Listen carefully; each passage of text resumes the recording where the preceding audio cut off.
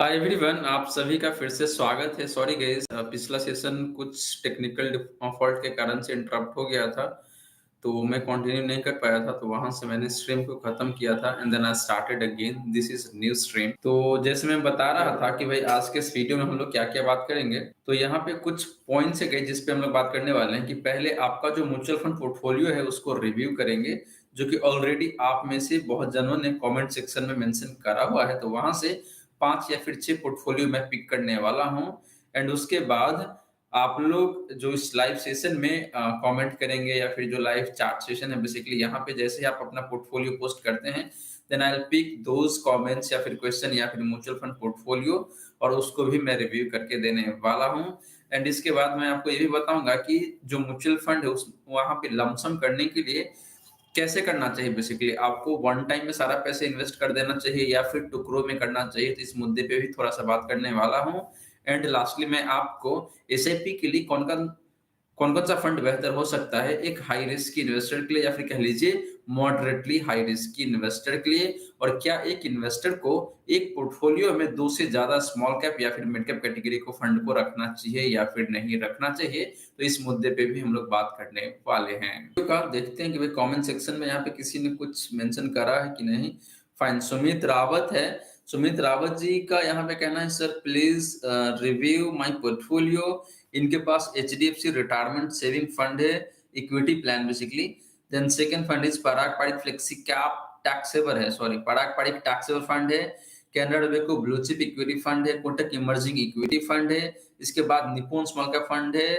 फिर देखें तो इडलवाइज मल्टी कैप फंड है। एंड लास्टली इनके पास Axis India manufacturing I think sectoral fund है। तो जो तो इनके पास जो पहला फंड है यानी कि HDFC retirement saving fund equity plan, तो ये देखे तो वैसे काफी ठीक फंड है, मुझे कहीं कोई दिक्कत लगता नहीं है। तो सुमित सुमित रावत जी, आप इस फंड के साथ कंटिन्यू करके चल सकते हैं। पारंपरिक टैक्सेबल फंड भी काफी अच्छा फंड है, तब इस फंड के साथ भी कंटिन्यू करके चल सकते हैं। Canara Robeco blue chip equity fund भी काफी अच्छा फंड है, तब इस फंड के साथ भी कंटिन्यू करके चल सकते हैं।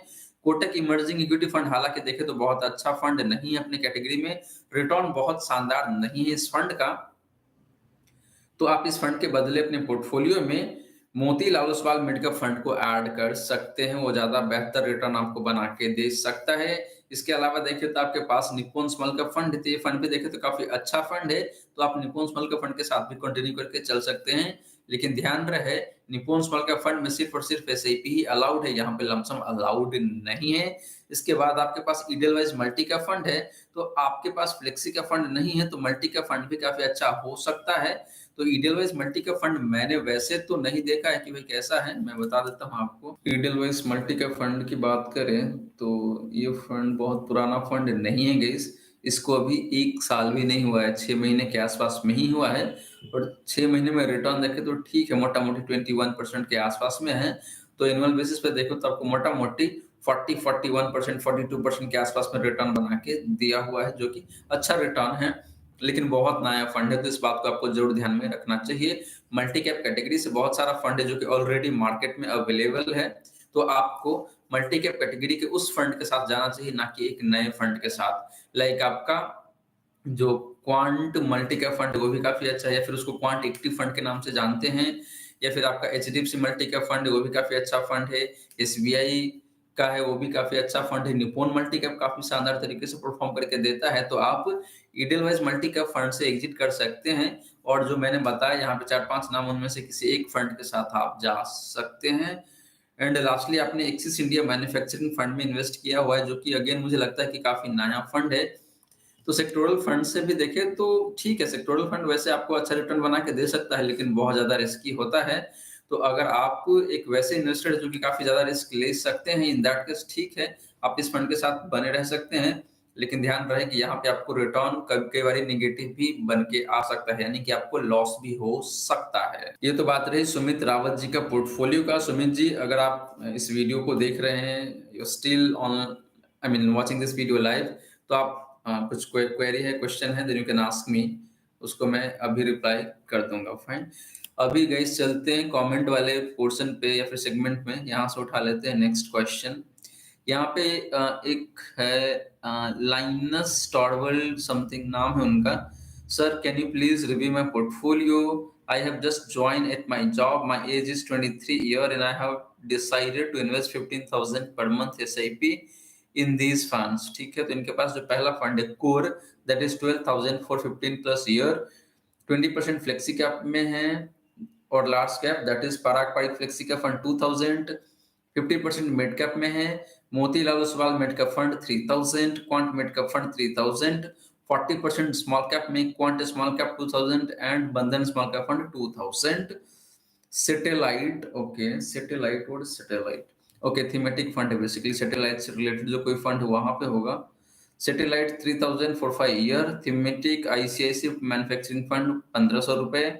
Any your any your suggested PSU fund और टेक्नोलॉजी फंड और एनी फंड 1500 रुपए के लिए। तो सबसे पहले तो मैं आपको बता दूं कि भाई आपके पास काफी सारे फंड ऑलरेडी हो चुका है, तो आपको यहाँ पे बहुत सारा फंड एक ही पोर्टफोलियो में रखने की जरूरत नहीं है। इससे आप ही को दिक्कत आ सकता है आने वाले टाइम में, क्योंकि आप जब रिव्यू करने जाएंगे तो आप like you are not expert of mutual fund, ठीक है, तो आपको दिक्कत आ सकती है। तो मल्टीपल फंड्स नहीं रखना चाहिए। कहने का मतलब ये है कि 5 तक ठीक है, 5 या फिर मैक्सिमम 6 फंड आपको रखना चाहिए, उससे ज्यादा फंड अपने पोर्टफोलियो में नहीं रखना चाहिए। तो आपका जो पहला फंड है पराग पारिक फ्लेक्सी का फंड, ये काफी सही फंड है। मोतीलाल ओसवाल अगेन देखे तो काफी अच्छा फंड है मिड कैप से। क्वांट मिड का फंड देखे तो अगेन काफी बेहतरीन फंड है। तो 3 फंड तो यही हो गया आपके पास। Quant small cap and Bandhan small cap, ये भी दोनों काफी अच्छा फंड है। एंड आपके पास आईसीआईसी मैन्युफैक्चरिंग फंड है 1500 रुपए का। तो आपको इसको जो 15 से बचा हुआ है आपका लास्ट का, उसको आप किसी एग्जिस्टिंग फंड में ही ऐड कर सकते हैं। कोई नया फंड ऐड करने की जरूरत नहीं है अपने पोर्टफोलियो में। और यहाँ पे कई जने ने ऑलरेडी रिप्लाई कर दिया है, you have to drop one fund, take any one quant fund in your portfolio. यानी कि इनके पोर्टफोलियो में क्वांट मिड कैप है एंड क्वांट स्मॉल कैप है।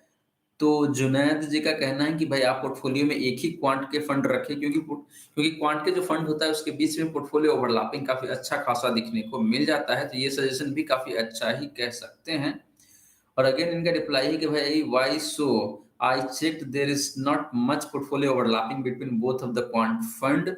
पोर्टफोलियो ओवरलैपिंग में आपको दिखाई देता हूं कि भाई कितना है इन दोनों फंड के बीच में। मुझे लगता है 30% के आसपास में तो होगा ही, जो कि काफी ज्यादा पोर्टफोलियो ओवरलैपिंग है। तो गाइस इन दोनों फंड के बीच में जो पोर्टफोलियो ओवरलैपिंग है दैट इज समवेयर अराउंड 18%, जो कि कम तो बिल्कुल भी नहीं है, ज्यादा ही माना जाएगा। ठीक है, तो ये पोर्टफोलियो ओवरलैपिंग कम नहीं है।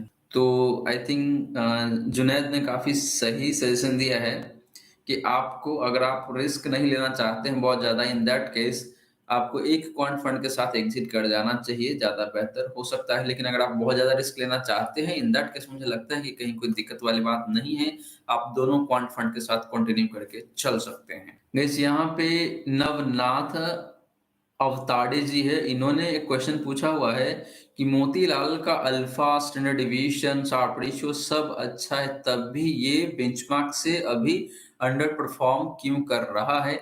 यानी कि लास्ट 1 ईयर में Motilal Oswal mid cap fund का परफॉर्मेंस अपने बेंचमार्क इंडेक्स की कंपैरिजन में कम दिखने को मिलता है। तो इनका क्वेश्चन यहाँ पे यही है कि भाई इनका रिस्क रेशियोज हर एक पैरामीटर पे काफी शानदार दिखने को मिलता है, तो भाई क्या रीजन है जिसकी वजह से ये फंड लास्ट 1 ईयर में अपने बेंचमार्क को अंडर परफॉर्म कर रहा है।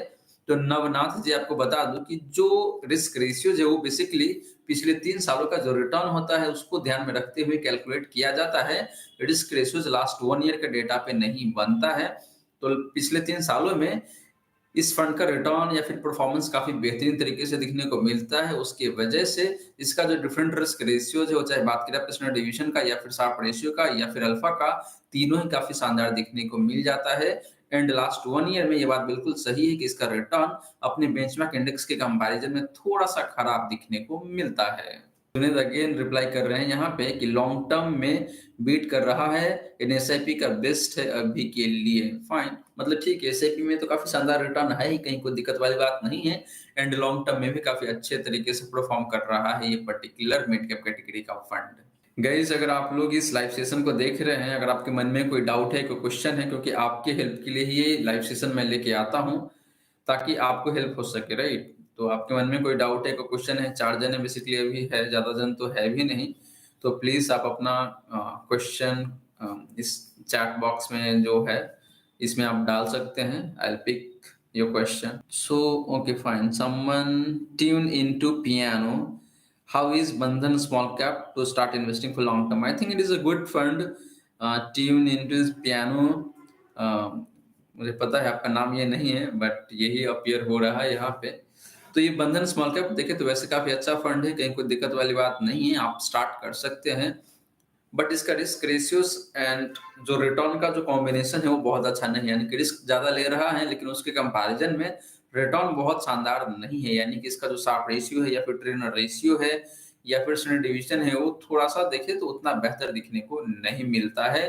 प्लस इसका जो आपका लाइक मैक्सिमम ड्रॉ डाउन है या फिर आपका जो अपसाइड रेशियो होता है या फिर डाउनसाइड रेशियो है वो भी उतना बेहतर दिखने को नहीं मिलता है। तो रिटर्न देखें तो लॉन्ग टर्म में शॉर्ट टर्म में अच्छा दिखने को मिल रहा है, लेकिन इसका रिस्क रेशियोज बहुत बेहतर नहीं है। आशा करता हूँ आपको बातें समझ में आ गई होगी।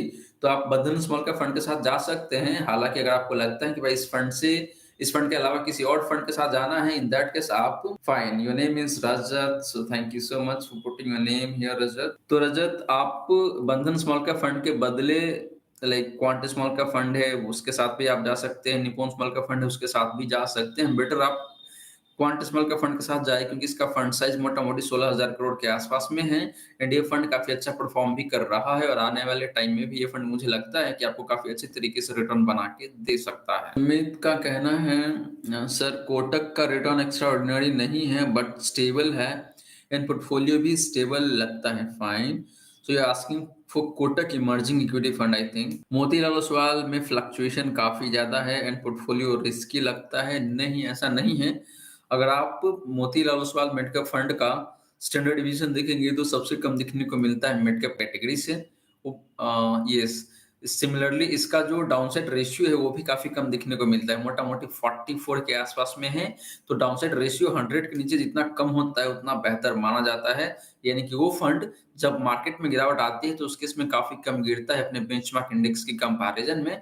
तो Motilal Oswal mid cap fund मुझे मिड कैप कैटेगरी से सबसे बेहतरीन फंड लगता है, परफॉर्मेंस प्लस रिस्क दोनों को ध्यान में रख के अगर आप बात करते हैं तो।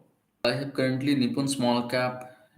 रजत का कहना है I have currently Nippon small cap, HDFC mid and Nippon mid cap, Parag Parikh flexi cap fund started 3 months अगो। फाइन, तो आपका फंड्स अच्छा है Rajat. HDFC mid cap again good fund, Nippon mid cap भी देखे तो ठीक फंड है, अच्छा है दोनों फंड। हालांकि दोनों फंड का फंड साइज यानी कि जो एचडीएफसी मिड कैप फंड है इसका फंड साइज तो 56,000 करोड़ के ऊपर भी जा चुका है, but still this fund is doing well, मतलब काफी अच्छे तरीके से आपको परफॉर्म करके दे रहा है। Same is the case with Parag Parikh flexi cap fund, इसका भी फंड साइज 60,000 करोड़ के ऊपर है, but in spite of fact that fund size is higher, लेकिन इसका रिटर्न भी देखें तो पैरेलली काफी बेहतरीन दिखने को मिलता है। Should I add quant small cap? I think you can go with that. मतलब आपका जो बंधन स्मॉल कैप फंड से तो बेहतर ही है। फाइन, अभी गाइस अगर आप लोगों ने वीडियो को लाइक नहीं किया हुआ है देन प्लीज वीडियो को लाइक करें। एक लाइक से like it's not impacting much, but ये थोड़ा सा पता चलता है कि भाई मैं जो वीडियो बनाता हूँ आप लोगों के लिए हेल्पफुल है या फिर नहीं है, राइट? तो लाइक करने में संकोच ना करें, चैट को डाउन करें, वीडियो को लाइक कर दीजिए, है ना? Thank you. फाइन गाइस, अभी कमेंट सेक्शन से लेते हैं। आई मीन यहाँ पे एमडी शफीक अंसारी है, इनका क्वेश्चन है सर ये 5 म्यूचुअल फंड मैंने करीब 1.5 साल से एसआईपी कर रहा हूँ, मेरा गोल है 1 करोड़ का, कितने सालों में मेरा गोल पूरा होगा sir? Please review my portfolio. Fine, तो इनके पोर्टफोलियो में पहला फंड है क्वांट स्मॉल कैप फंड, फिर आपका SBI Magnum mid cap, Nippon India large cap, okay, Parag Parikh flexi cap, ICICI prudential blue chip equity. Sir मैं आपका वीडियो डेली देखता हूँ, please review my portfolio. Fine, अगर आप डेली नहीं भी देखेंगे इट्स माय रिस्पॉन्सिबिलिटी कि मैं आपका पोर्टफोलियो पिक करूँ एंड रिव्यू करूँ, बिकॉज आप लोग पोस्ट करते हैं, राइट? तो आपने मोटा मोटी 6,000 का एसआईपी करा हुआ है, आई थिंक 1,500, 1,000, 1,000, 2,000 एंड 500 रुपए, मोटा मोटी 6,000 का एसआईपी है। और 6,000 के हिसाब से देखें तो अब पहला क्वेश्चन है आपका कि भाई आप कितने दिनों में 1 करोड़ बना लेंगे, यानी कि कितने सालों में 1 करोड़ बना पाएंगे। सो आप अगर 6,000 पर मंथ के हिसाब से एसआईपी करते हैं एंड I'm एक्सपेक्टिंग कि भाई आपको 15% के हिसाब से रिटर्न मिल जाएगा, जो कि काफी अचीवेबल है। Let's see you investing for 20 year, तो अगर आप 20 सालों के लिए इन्वेस्ट करते हैं 6,000 पर मंथ के हिसाब से और अगर आपको 15% के हिसाब से रिटर्न मिलता है for next 20 year, in that case आप बना लेंगे मोटा-मोटी 91 लाख का कॉर्पस। और यहाँ पे अगर आप थोड़ा बहुत बीच-बीच में लमसम भी कर देंगे, यानी कि अपने पोर्टफोलियो को अगर आप टॉप अप करते हैं, जब मार्केट में गिरावट आएगी, तो उस केस में आप इसी तरीके से इन्वेस्ट करके सिर्फ 19 आई मीन 90 लाख नहीं, आप मोटा-मोटी 1 से 1.5 करोड़ का रुपए भी बना सकते हैं। तो ठीक है, आप 6000 पर मंथ के एसआईपी से मोटा-मोटी अगले 20 सालों में बना सकते हैं 1 करोड़ का कॉर्पस, राइट? फाइन। फिर बात करें आपका पोर्टफोलियो का कि भाई कौन-कौन सा फंड बेहतर है, तो क्वांट स्मॉल का फंड काफ़ी अच्छा फंड है। एसबीआई मैग्नम मिड का फंड देखें तो वैसे ठीक फंड है, लेकिन हाल-फिलहाल में रिटर्न बहुत शानदार नहीं है, तो आप यहाँ पे मोतीलाल ओसवाल मिड का फंड को भी कंसीडर कर सकते हैं। Nippon India large cap fund काफ़ी अच्छा फंड है लार्ज कैप कैटेगरी से। पराग पारित फ्लेक्सी का फंड अगेन काफ़ी अच्छा फंड है। ICICI prudential blue chip equity fund आपको यहाँ पे इन्वेस्ट करने की ज़रूरत नहीं है, क्योंकि आपने already Nippon India large cap fund में इन्वेस्ट किया हुआ है 1000 पर मंथ के हिसाब से, तो इस 500 रुपए को आप यहीं पे जाके ऐड कर सकते हैं, ये ज़्यादा बेहतर रहेगा आपके लिए। And again Junaid, I think Junaid is on mission to reply to all the question. So Junaid, thank you so much for taking time and replying to all those comments and suggesting your input basically. Junaid का भी यही कहना है, you have two large cap fund, review one large cap fund, good suggestion. Second, you can take Motilal Oswal large cap and mid cap fund in place of large cap fund. Okay, अगर आप एक ही fund के साथ दो तरीके का purpose solve करना चाहते हैं, इन that case yes you can go ahead with large and mid cap fund, लेकिन यहाँ भी ऑप्शन खराब नहीं है, काफी अच्छा है।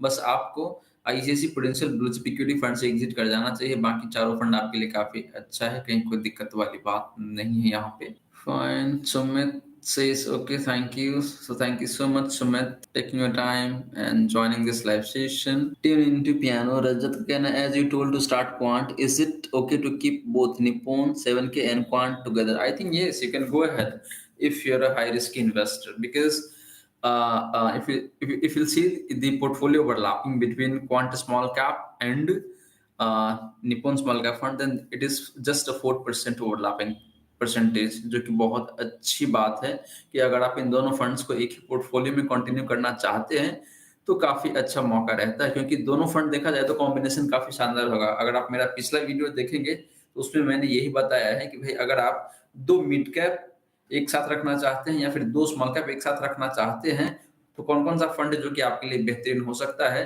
तो वहां पे मैंने बताया है उन दो मिड कैप फंड के बारे में एंड दो स्मॉल कैप फंड के बारे में। तो दोनों स्मॉल कैप फंड आपका क्वांट स्मॉल कैप फंड है and Nippon small cap fund ही देखने को मिल रहा था। तो दोनों फंड काफी अच्छा है, पोर्टफोलियो ओवरलैपिंग काफी कम है, प्रोवाइडेड कि अगर आप एक हाई रिस्क की इन्वेस्टर है तभी आपके लिए बेहतरीन होगा वो दोनों फंड्स एक ही पोर्टफोलियो में रखना, क्योंकि स्मॉल कैप फंड अपने आप में बहुत ज्यादा हाई रिस्की होता है, और ऊपर से अगर आप दो फंड रख लेंगे एक ही पोर्टफोलियो में तो आपके लिए काफी ज्यादा रिस्की हो सकता है। रजत, आशा करता हूँ आप समझ गए होंगे। For new small cap I am thinking of 5000 additional, what is the maximum overlap we can have it? नहीं, वो तो मैंने आपको आंसर कर दिया already, there is just a 4% overlapping between this two funds. Fine. Ram Sevak Chaudhary, great information, sir. I have Quant small cap, Nippon India small cap, and Tata small cap. Should I continue to hold all these small cap funds in one portfolio? Please suggest TIA. Thanks in advance. So Ram Sevak Chaudhary ji, first of all, Nippon and quant small का fund दोनों काफी अच्छा fund है, दोनों के बीच में portfolio overlapping भी काफी कम दिखने को मिल रहा है, तो एट फर्स्ट प्लेस आप इन दोनों फंड के साथ तो कंटिन्यू करके चल ही सकते हैं। और मुझे लगता है कि भाई आपको टाटा स्मॉल का फंड नहीं रखना चाहिए, क्योंकि तीन फंड रखना बहुत ज्यादा हाई रिस्की हो जाता है। आई मीन तीन स्मॉल का फंड रखना बहुत ज्यादा हाई रिस्की हो जाता है, तो आप quant small cap fund and Nippon small cap fund के साथ जा सकते हैं, या फिर आप quant small cap and Tata small cap fund के साथ भी जा सकते हैं। तो निप्पॉन और टाटा दोनों में से किसी एक फंड को आपको चूज करना चाहिए, वो ज्यादा बेहतर ऑप्शन रहेगा, क्योंकि quant and Tata small cap fund का भी पोर्टफोलियो ओवरलैपिंग बहुत ज्यादा नहीं है, मोटा-मोटी आई थिंक 5% के आसपास में दिखने को मिल रहा था पहले। देखते हैं कि भाई किसका किसका पोर्टफोलियो है यहाँ पे। रिलीजन ऑफ पीस, ओके, इनका क्वेश्चन है बेसिकली, इनका कहना है भाई 20% से ज्यादा रिटर्न हर टाइम फ्रेम में दिया है दोनों फंड्स ने, 20% रिटर्न कभी भी खराब तो नहीं हो सकता। हाँ, बेंचमार्क से अंडर परफॉर्मेंस जरूर है, बट स्टिल अगर 20% सीएजीआर मिल रहा है देन 20 इयर्स में पैसा गजब बनेगा। This is absolutely correct. Religion of peace. आप जो बोल रहे हैं कि भाई आपका लाइक आपका जो पीजीआईएम इंडिया मिड का फंड है या फिर आपका जो एक्सिस मिड का फंड है, इन दोनों फंड्स के बारे में इनका कहना यहाँ पे ये है कि भाई इन दोनों फंड्स का रिटर्न 20% के आसपास में दिखने को मिल रहा है हर एक टाइम फ्रेम में। लेकिन हर एक टाइम फ्रेम में इन दोनों फंड्स ने अपने बेंचमार्क इंडेक्स को काफी अच्छे खासे मार्जिन से अंडर परफॉर्म करा हुआ है। तो अगर मार्केट में इससे बेहतर फंड है और वो फंड अवेलेबल है आपके लिए, तो मुझे लगता है कि आपको उन फंड के साथ जाना चाहिए, ना कि इन अंडर परफॉर्मिंग फंड्स के साथ जाना चाहिए। हालांकि ये बात जरूर है कि भाई इन दोनों फंड्स का रिटर्न 20% के आसपास में दिखने को मिल रहा है हर एक टाइम फ्रेम में। लेकिन अगर कोई फंड इससे बेहतर परफॉर्म कर रहा है तो मुझे लगता है कि आपको उस फंड के साथ जाना चाहिए जो कि बेंचमार्क इंडेक्स को काफी अच्छे खासे मार्जिन से बीट कर रहा है। ट्यून इनटू पियानो अगेन, बहुत बहुत धन्यवाद सर आपका इंसाइट शेयर करने के लिए। Thank you so much Rajat for joining this live session. And Anup Kumar, कौन जीतेगा सर, मार्केट पे क्या असर होगा? Okay fine. So this is मतलब अभी का बहुत ज्यादा चर्चा में रहने वाला क्वेश्चन है अनूप। देखते हैं भाई, मेरा ओपिनियन है, बदले वो मेरा ही ओपिनियन रहेगा, है ना। मैं मतलब वो नहीं बता सकता आपको कि भाई कौन जीतेगा। एग्जिट पोल में तो बीजेपी या फिर एनडीए का ही दिखा रहा है कि भाई 400 के आसपास में भी सीट आ सकती है। लेकिन मुझे लगता है 300 के ऊपर तो हो सकता है रहेगा। But let's wait for the judgement day 4 June. 4 तारीख को ही पता चलने वाला है कि भाई एग्जैक्ट रिजल्ट क्या होगा, क्योंकि कई बार एग्जिट पोल गलत भी हो जाता है, बट रेयर चांस है ऐसा होता है, ठीक है। क्योंकि सारे ही एग्जिट पोल आपको एक ही तरीके से यहाँ पे रिजल्ट दिखा रहा है। तो अगर आप एग्जिट पोल का भी एग्जिट पोल निकाल लेते हैं एवरेज करके, तो भी बीजेपी एनडीए का ही दिखने को मिल रहा है। तो आसार तो यही है कि भाई अपना पीएम जो नरेंद्र मोदी जी है वही बनेंगे again. Let's see, wait and watch. और वो बनेंगे तो मार्केट शायद अच्छा ही होगा। कल हो सकता है मार्केट अच्छा ऊपर की तरफ जाए। एंड रिजल्ट के दिन हो सकता है कि भाई प्रॉफिट बुकिंग भी हो, तो इस तरीके से हो सकता है। तो कल कल मार्केट ऊपर चढ़ेगा, मुझे लगता है कि 22-23 हजार तक तो जा भी सकता है। एंड अगले दिन अगर बीजेपी सच में अगर उतना रिजल्ट आ जाता है उसका अच्छा, मतलब 350-400 के आसपास में अगर सीट आ जाती है बीजेपी का, तो प्रॉफिट बुकिंग भी शुरू हो जाएगा, मुझे ऐसा लगता है। क्योंकि होता है ना कि आपका इन्वेस्ट या फिर buy on fear sell on, क्या कहते हैं वो, एक कहावत है ना कि भाई जब कोई र्यूमर हो, हाँ, buy on rumour sell on जो कंफर्मेशन, मतलब जो भी न्यूज आ जाता है तो उस पर बेच देते हैं। तो उस तरीके से ही काम चल रहा है। तो वैसे ही मुझे लगता है कि ये चीज होने वाला है। तो कल तो मार्केट बढ़ेगा, इसमें कोई डाउट नहीं है, ऐसा मुझे लगता है। बाकी सबका ओपिनियन है, अलग अलग हो सकता है। And I respect all those opinions के। ठीक है, इस वीडियो लाइक नहीं किया हुआ है देन प्लीज वीडियो को लाइक करें, है ना। लाइक करने से थोड़ा सा अच्छा लगता है यार, बस वही बात है ना। ओके फाइन, आई थिंक यहाँ पे किसी का कमेंट है नहीं गाइस। आप लोग अगर इस लाइव सेशन को देख रहे हैं, मन में डाउट है लाइक बीट स्टॉक स्टॉक के बारे में भी अगर आप पूछना चाहते हैं तो आप कमेंट में डाल सकते हैं। बिकॉज आई मतलब मैं वीडियो नहीं बनाता हूँ ज्यादा स्टॉक पे, लेकिन मैं इन्वेस्टर हूँ स्टॉक पे। स्टॉक में भी इन्वेस्ट करता हूँ मैं, और म्यूचुअल फंड में तो करता ही हूँ। किसी न किसी दिन मैं अपना पोर्टफोलियो भी आप लोगों को दिखाऊंगा, और मैंने किस तरीके से किस तरीके से कैसे स्टॉक्स में इन्वेस्ट किया हुआ है। और उन सारे स्टॉक्स ने मुझे कम से कम किसी किसी स्टॉक ने तो मुझे 30 टाइम्स का भी रिटर्न बना के दिया हुआ है, राइट। तो मैं बताऊंगा आपको किसी दिन।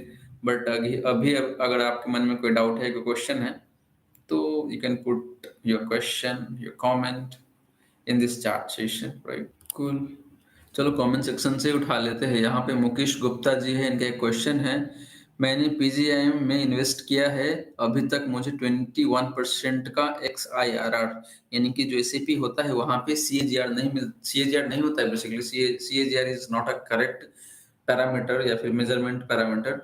XIRR काफी बेहतरीन होता है, तो आपको XIRR ही देखना चाहिए, सीएजीआर नहीं देखना चाहिए एसआईपी के केस में। तो इनको 21% के हिसाब से रिटर्न मिला हुआ है। अभी रिडीम करके रिडीम अमाउंट किस फंड में इन्वेस्ट करे या रिडीम नहीं करे, सिर्फ एसआईपी बंद करे। तो पीजीआईएम इंडिया मिड का फंड को आप रिडीम कर सकते हैं, क्योंकि this fund is not doing well. और आप उस फंड का जो पैसे आपके पास आएगा, उस पैसे को आप Motilal Oswal mid cap fund में इन्वेस्ट कर सकते हैं, ज़्यादा बेहतर ऑप्शन आपके लिए हो सकता है। या फिर अगर आप वन टाइम नहीं इन्वेस्ट करना चाहते हैं तो आप एफडी ओपन कर ले और वहाँ पे ऑटो स्वीप का जो ऑप्शन होता है उसको इनेबल करवा ले। आप बैंकर से पूछ के आप करवा सकते हैं वैसे, एंड वहाँ से धीरे-धीरे उस पैसे को आप Motilal Oswal mid cap fund में इन्वेस्ट कर सकते हैं एसआईपी के माध्यम से, या फिर एसटीपी के माध्यम से, सिस्टमैटिक ट्रांसफर प्लान के माध्यम से आप इन्वेस्ट कर सकते हैं। दीपेश पराशर, इनका कहना है nice sir, would you please suggest me best thematic fund according to current market scenario. तो गाइस थीमेटिक फंड तो यहाँ पे देखा जाए तो सेक्टोरल फंड में से जो पब्लिक सेक्टर फंड्स है यहाँ पे वो फंड ज्यादा बेहतर हो सकता है, क्योंकि अगर बीजेपी का गवर्नमेंट आती है in that case public sector stock काफी अच्छा परफॉर्म करेगी, पब्लिक सेक्टर कंपनी काफी अच्छा परफॉर्म करेगी, एंड जो फंड से अल्टीमेटली उसको भी काफी अच्छा रिटर्न बन के आएगा, एंड जो इन्वेस्टेड है उनको भी काफी अल्टीमेटली बेहतरीन तरीके से पैसे बन के आ सकता है। तो आप पब्लिक सेक्टर फंड के साथ या फिर पीएसयू फंड के साथ जा सकते हैं, वो ज्यादा बेहतर ऑप्शन आपके लिए रह सकता है। या फिर आप इंफ्रा फंड के साथ भी जा सकते हैं, क्योंकि इंफ्रा फंड आपको बेहतर रिटर्न बना के दे सकता है, क्योंकि इंडिया अभी भी देखे तो एक तरीके से डेवलपिंग नेशन ही है। यहाँ पे इंफ्रा का काम अभी बहुत बाकी है, और जो इंफ्रास्ट्रक्चर का कंपनी है वो काफी अच्छा पैसे बना सकती है, एंड अल्टीमेटली जो फंड्स है उसको भी अच्छा पैसे बन के आ सकता है। तो आप पीएसयू फंड या फिर इंफ्रा फंड के साथ जा सकते हैं, यहाँ पे ज्यादा बेहतर ऑप्शन आपके लिए हो सकता है। एक लास्ट पोर्टफोलियो गाइस पिक कर लेते हैं। यहाँ पे लोकेश 1900 है। इनके पास ICICI prudential Nifty 50 index fund है 5000 पर मंथ के हिसाब से। पराग पारिक फ्लेक्सी का फंड जिसमें 5000 पर मंथ के हिसाब से एसआईपी है। इसके बाद क्वांटमेट का फंड जिसमें इन्होंने 5000 पर मंथ के हिसाब से एसआईपी करा हुआ है। एंड लास्टली इनके पास है यहाँ पे Nippon India small cap fund जिसमें इन्होंने 5000 पर मंथ के हिसाब से एसआईपी करा हुआ है। और इनका कहना है प्लीज रिव्यू माई पोर्टफोलियो। तो पहला फंड भी काफी अच्छा फंड है इंडेक्स कैटेगरी से। पराग पारिक फ्लेक्सी का फंड भी काफी अच्छा फंड है। क्वांट मिड का फंड भी काफी अच्छा फंड है। निप्पॉन स्मॉल का फंड भी काफी अच्छा फंड है। तो लोकेश जी आप इन चारों फंड के साथ कंटिन्यू करके चल सकते हैं, मुझे कहीं कोई दिक्कत यहाँ पे लग नहीं रहा है। हालांकि निप्पॉन स्मॉल का फंड में सिर्फ और सिर्फ एसआईपी ही अलाउड है, लमसम अलाउड नहीं है। तो आप इस बात को जरूर ध्यान में रख सकते हैं। मोहित यादव, फाइन मोहित, नमस्ते सर, मेरी वाइफ का portfolio quant multi cap, okay cool, axis growth opportunity and Kotak small cap fund, please review. तो क्वांट मल्टी कैप तो काफी अच्छा फंड है, तो आप उनको बोलिए कि भाई इस फंड के साथ कंटिन्यू करें। एक्सिस ग्रोथ मैंने आपको शायद पहले भी बताया है कि इस फंड का रिटर्न खराब हो रहा है, तो आप यहाँ पे एसबीआई का जो लार्ज एंड मिड का फंड है उसके साथ जा सकते हैं, या फिर आपका क्वांट का भी लार्ज एंड मिड का फंड काफी अच्छा परफॉर्म कर रहा है। तो अगर वो ज्यादा रिस्क लेना चाहती हैं इन दैट केस आप उनको बता सकते हैं कि भाई वो क्वांट के लार्ज एंड मिड का फंड के साथ चले जाएं, वो ज्यादा बेहतर ऑप्शन रहेगा। कोटक स्मॉल का फंड देखे तो वैसे काफी एवरेज तरीके से परफॉर्म कर रहा है, रिस्क भी बहुत ज्यादा नहीं है, तो रिटर्न भी आपको बहुत ज्यादा बना के नहीं दे रहा है।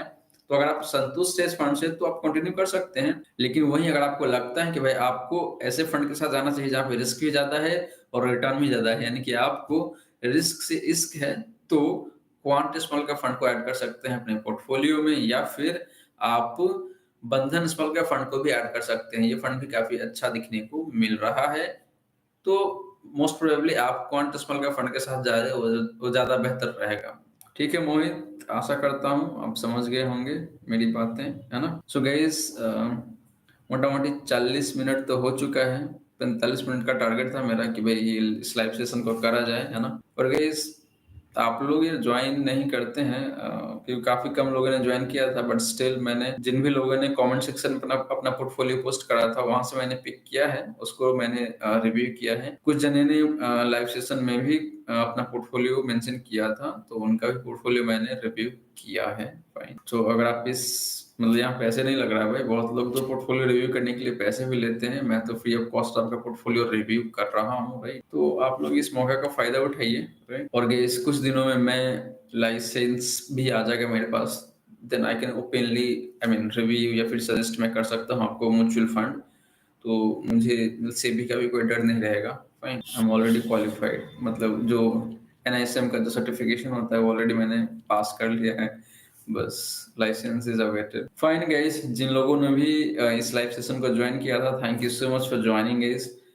मिलते हैं कल परसों किसी न किसी वीडियो में तो मिलते ही रहेंगे। और गाइस अगर आप लोग स्टॉक पे भी वीडियो देखना चाहते हैं, स्टॉक में भी इन्वेस्ट करते हैं, तो आप उसके बारे में भी आप मेरे से पूछ सकते हैं। मैं स्टॉक पे भी वीडियो बनाना शुरू कर दिया है और धीरे-धीरे फ्रीक्वेंसी बढ़ता जाएगा, ठीक है? तो स्टॉक को भी कवर करने वाले हैं हम लोग इस चैनल पे। So again thank you so much for joining this session. मिलते हैं अगले वीडियो में। जय हिंद, जय भारत।